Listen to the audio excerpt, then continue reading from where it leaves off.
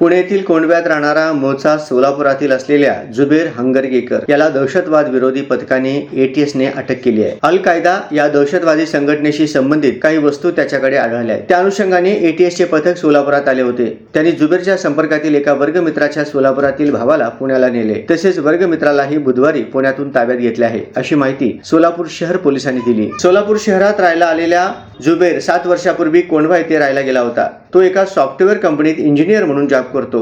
पुण्यात दहशतवाद विरोधी पथकाने अल कायदा दहशतवादी संघटनेशी संबंधित काही तरुणांना पकडले। त्यात हा जुबेर देखील असून त्याच्याकडे बऱ्याच संशयास्पद गोष्टी आढळल्या आहेत। जुबेरचा शोएब नावाचा सोलापुरातील वर्गमित्र आहे। तो देखील पुण्यात राहिला असून जुबेरचा त्याच्याशी खूप संपर्क होता, त्यामुळे पोलिसांनी त्याला चौकशीसाठी ताब्यात घेतले होते। तर शोएबचा भाऊ सोलापुरात शिक्षक असून तेही शोएब व जुबेरच्या संपर्कात होते। या पार्श्वभूमीवर एटीएसने त्यांनाही चौकशीसाठी सोलापुरातून पुण्याला नेले होते। त्यांना चौकशीनंतर सोडण्यात आल्याचे पोलिसांनी सांगितले। वळसंग पोलीस ठाण्याच्या हद्दीतील कुंभारी परिसरातील एका इंग्रजी माध्यमाच्या शाळेत 18 ते 20 ऑक्टोबरला एका संस्थेने कार्यक्रम घेतला। त्या संस्थेचे पदाधिकारी कर्णिक नगरातील आहेत।